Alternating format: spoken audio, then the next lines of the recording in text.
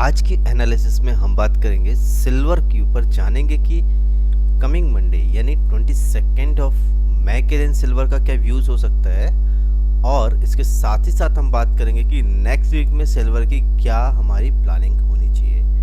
सो एक बार फिर मैं आपका स्वागत करता हूं आपके अपने ही चैनल वेल्थ रक्षा पर, और एवरी वीक की तरह इस वीक भी आज की इस एनालिसिस वीडियो में हम जानेंगे सिल्वर के व्यूज। ठीक है, तो चलिए फ्रेंड्स स्टार्ट करते हैं अपनी एनालिसिस। स्क्रीन पर आप जो चार्ट देख रहे हैं, हमने यहाँ पर सिल्वर माइक्रो का जून फ्यूचर पिक किया हुआ है और एक कैंडल आपको यहाँ पे 4 आवर्स का सेंटीमेंट दिखा रही है। मतलब स्क्रीन पर आप जो चार्ट देख रहे हैं, यहाँ पे एक कैंडल 4 आवर्स की कैंडल है। ठीक है फ्रेंड्स, चलिए सो फ्रेंड्स लास्ट वीक में हमने यहाँ पर कोई भी प्लानिंग नहीं की थी, क्योंकि लास्ट वीक में मेरा शेड्यूल बहुत ही ज़्यादा टाइट था, तो मैंने आप लोगों के साथ कोई भी एनालिसिस शेयर नहीं की थी। ठीक है, बट अगर उसके पहले हम बात करें कि उसके पहले हमने क्या प्लान किया होता, तो उसके पहले हमने ये प्लान किया था मार्केट में कि मार्केट अगर ये वाला जो लेवल था हमने यहाँ पे 76,500 के लेवल पे बात की थी कि अगर ये लेवल डाउन साइड में ब्रेक करेगा तो एक हमें बहुत अच्छा प्रॉफिट बुकिंग करने की अपॉर्चुनिटी मिलेगी। और अगर किसी ने भी इस तरीके से या इस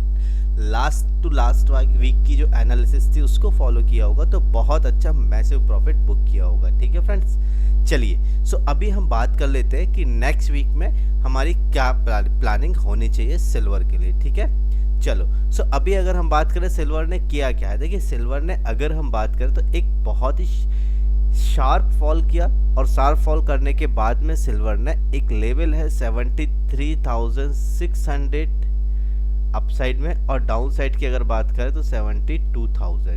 ठीक है, इन दोनों लेवल के बीच में आके सिल्वर हॉल्ट किया है। ठीक है, ये देखिए इस तरीके से ये दोनों लेवल जो है अभी हमारे लिए एक इम्पॉर्टेंट लेवल बन जाते हैं। मतलब ये दोनों लेवल अब मेरे लिए बन चुके हैं, एक रेजिस्टेंस बन चुका है और दूसरा लेवल मेरे लिए बन चुका है सपोर्ट। ठीक है, ओके सो हम करते क्या है, अगर रेजिस्टेंस ब्रेक होता है तो हमें क्या करना होता है, सिंपल बाय, और अगर सपोर्ट ब्रेक होता है तो हमें क्या करना होता है, सिंपल सेल करना होता है। राइट, यही करते हैं हम सब। ओके, तो अभी यहाँ पे हमारी प्लानिंग क्या होगी नेक्स्ट वीक में वो समझते हैं। देखिए सबसे पहले तो हमें ये समझना चाहिए कि अगर रेजिस्टेंस ब्रेक हुआ, फॉर एग्जांपल कि कोई रेजिस्टेंस है, ये रेजिस्टेंस है, ये ब्रेक हो जाता है। ठीक है, मैंने यहाँ पे बाय कर लिया, तो हमें यहाँ पे कब तक पोजीशन को कैरी करके चलना है। मतलब कहने का कि नेक्स्ट रेजिस्टेंस मुझे कहाँ पे मिल रहा है, ये मेरा होता है टारगेट 1, और अगर इसके ऊपर भी ये रेजिस्टेंस को फॉल कर जाता है मार्केट, तो नेक्स्ट टू नेक्स्ट रेजिस्टेंस क्या होगा, ये होता है हमारा टारगेट 2। ठीक है, सो अभी सबसे पहले हमें ये तीनों चीज़ें पता होनी चाहिए कि अगर मैं कोई पोजीशन को कैरी कर रहा हूँ, बाय करके चल रहा हूँ, तो मुझे प्रॉफिट बुकिंग कहाँ पे करनी है, ये बहुत ही इंपॉर्टेंट है। और उसके साथ ही साथ जो मैंने पोजीशन बनाई है उसके लिए रिस्क कितना है। रिस्क कहने का मतलब क्या है, मेरा स्टॉप लॉस क्या होगा। ठीक है, अगर आपको ये चीज़ें पता है सो आप बहुत अच्छे से मार्केट में पैसा बना सकते हैं। ठीक है, और सिल्वर बहुत ही लो रिस्क ट्रेडिंग पे काम करता है। मतलब अगर आप सिल्वर पे ट्रेड करेंगे सो आपका रिस्क यहाँ पे बहुत ही मिनिमाइज हो जाता है, क्योंकि सिल्वर में ऐसा प्रीमियम ऑप्शन टाइप का प्रीमियम टिकट नहीं होता है, लेकिन आपको प्रॉफिट यहाँ पे सिल्वर में ऑप्शन टाइप के मिलते हैं। ठीक है, ओके सो चलो अभी हमें करना क्या है। देखिए यहाँ पे मार्केट ने जो क्लोजिंग दी है 73,330 के आसपास मार्केट ने एक क्लोजिंग दी हुई है।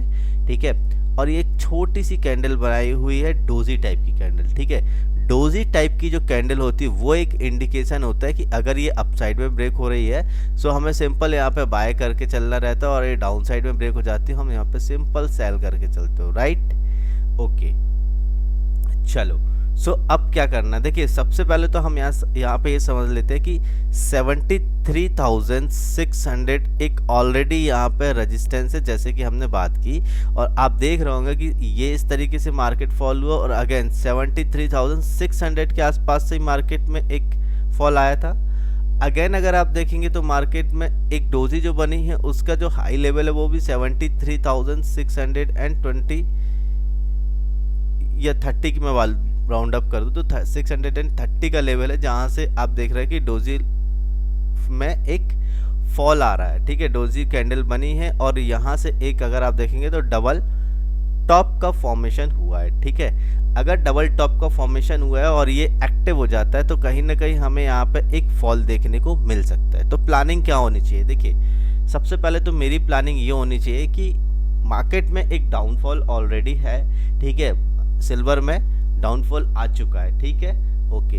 तो क्या करना होगा यहाँ पे, सबसे पहले अगर मार्केट 73,700 को ब्रेक कर जाता है, 73,700 को ब्रेक कर जाता है, तो मैं इस लेवल के ऊपर आपको बाय करने की सलाह है, ठीक है।